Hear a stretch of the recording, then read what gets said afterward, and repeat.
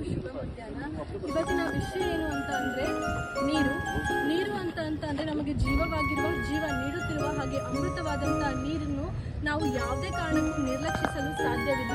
ನೀರು ನಮ್ಮ ದೈನಂದಿನ ಚಟುವಟಿಕೆಗಳಿಗೆ ಬಹಳ ಉಪಯೋಗವಾದಂಥದ್ದು. ಅಂತಂದರೆ ಕೃಷಿಗಾಗಿರ್ಬೋದು ಅಥವಾ ಕೈಗಾರಿಕೆ ಹಾಗೆ ಮುಂತಾದ ವಿಷಯಗಳಿಗೆ ನೀರು ಅತ್ಯಮೂಲ್ಯ ಹಾಗೂ ಅತ್ಯಗತ್ಯ ಅಂತ ಹೇಳ್ಬೋದು.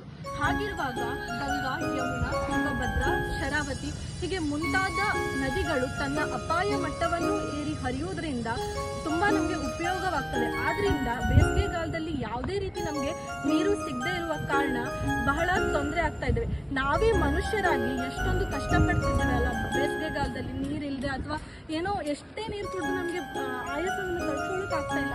ಅಂಥದ್ರಲ್ಲಿ ಮೂಕ ಪ್ರಾಣಿಗಳು ಹೇಗಿರಬೇಕು ಅಂತಂದರೆ ಅವರ ಒಂದು ಜೀವಕ್ಕೆ ಏನು ನೀರಿಲ್ಲದೆ ಅವರು ತಮ್ಮ ಪ್ರಾಣವನ್ನು ಬಿಡ್ತಾ ಇದ್ದಾರೆ. ಆದ್ರಿಂದ ಸರ್ಕಾರಿ ಕಚೇರಿಯಲ್ಲಾಗಿರ್ಬೋದು ಅಥವಾ ಶಾಲಾ ಕಾಲೇಜುಗಳಲ್ಲಾಗಿರ್ಬೋದು ಅಥವಾ ಮನೆ ಓಣಿಗಳಲ್ಲಾಗಿರ್ಬೋದು ನಾವು ಚಿಕ್ಕ ಚಿಕ್ಕ ತಾಟುಗಳಲ್ಲಿ ಅಥವಾ ಪ್ಲೇಟ್ಗಳಲ್ಲಿ ನೀರನ್ನು ಇಟ್ಟು ಅವರಿಗೆ ಅಳಿಲ ಸೇವೆ ಅಂತಾಗಿ ಮಾಡೋಣ. ಹಾಗೆ ಅವ್ರಿಗೆ ನಮ್ಮ ಕಡೆಯಿಂದ ಅವ್ರನ್ನ ಉಳಿಸೋಣ ಅಂತ ಹೇಳ್ತಾ ಅಳಿಲ ಸೇವೆಯಲ್ಲಿ ನಾವೆಲ್ಲರೂ ಪಾತ್ರರಾಗಬೇಕು. ಅದನ್ನು ಇವತ್ತು ನಮ್ಮ ಕಾಲೇಜಿನಲ್ಲಿ ಈ ಒಂದು ಕಾರ್ಯನ ಶಾಂತರಾಯ್ ಸರ್ ಹಾಗೆ ಪಣಿಯಪ್ಪ ಹೆಬ್ಬಾರ್ ಸರ್ ಅವರು ಮುನ್ನಡೆಸ್ಕೊಡ್ತಾ ಇದ್ದಾರೆ. ಅದಕ್ಕೆಲ್ಲರೂ ನಾವು ಕೈ ಜೋಡಿಸ್ತಾ ಇದ್ದೀವಿ ಅಂತ ಹೇಳ್ತಾ ನನ್ನ ಮಾತಿಗೆ ಪೂರ್ಣ ವಿರಾಮವನ್ನು ಇಡ್ತಾ ಇದ್ದೇನೆ. ಧನ್ಯವಾದಗಳು. ವಿಶೇಷವಾಗಿ ಈ ಕಾರ್ಯಕ್ರಮ ನೀರು ನೀಡಿ ಜೀವ ಉಳಿಸಿ ವಿಶೇಷವಾಗಿ ಶ್ರೀ ಗುರುಸಿದ್ದರ ಕಾಲೇಜಿನ NSS ಯೂನಿಟ್ ಆರ್ಗನೈಸ್ ಮಾಡ್ತಾ ಇದೆ. ಪರಿಸರ, ಪ್ರಾಣಿ, ಪಕ್ಷಿ ಅದೆಲ್ಲ ನಮ್ಮ ದೈನಂದಿನ ಚಟುವಟಿಕೆ. ಭಾರತೀಯ ಸಂಸ್ಕೃತಿಯಲ್ಲಿ ಅದಕ್ಕೆ ವಿಶೇಷವಾದ ಸ್ಥಾನವನ್ನು ನಾವು ಎಲ್ಲೂ ಕೊಟ್ಟಿಲ್ಲ. ವಿಶೇಷವಾಗಿ ನಾವು ಪರಿಸರ ದಿನಾಚರಣೆ ಆಚರಣೆ ಮಾಡಬೇಕು ಆ ಥರದ್ದು ಏನೂ ಒಂದು ಕಾನ್ಸೆಪ್ಟ್ ಇಲ್ಲ. ಯಾಕಂದರೆ ನಾವು ಪ್ರತಿದಿನ ಆಚರಣೆ ಮಾಡ್ತೀವಿ ಅದನ್ನು. ಪರಿಸರ ದಿನಾಚರಣೆ ಇರ್ಬೋದು, ಮರಗಳ ಜೊತೆ ಮಾತಾಡುವಂಥದ್ದು ಇರ್ಬೋದು, ಅಥವಾ ಪಕ್ಷಿಗಳ ಜೊತೆಗೆ ನಾವು ಇರ್ಬೋದು, ಅದೆಲ್ಲ ನಮ್ಮ ನಿತ್ಯ ಜೀವನದ ಚಟುವಟಿಕೆಯಲ್ಲಿ ಒಂದಾಗಿದೆ.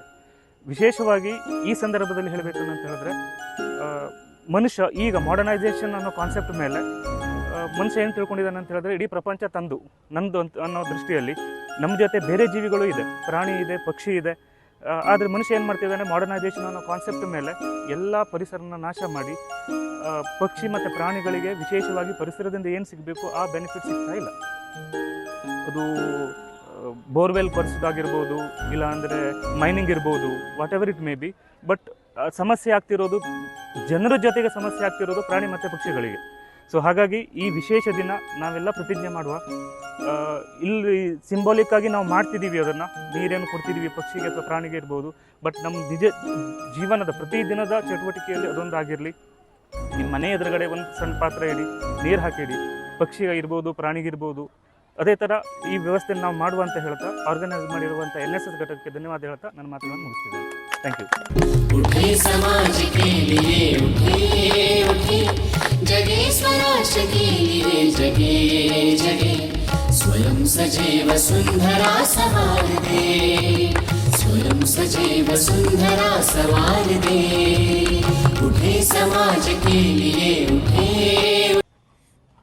I would like to say today on this beautiful day, I would like to say that we appreciate this world and we need to appreciate more for animals and for all the living substances in this world, and we should save the water so that it will be benefit for our nation to grow. Thank you so much. उठे समाज के लिए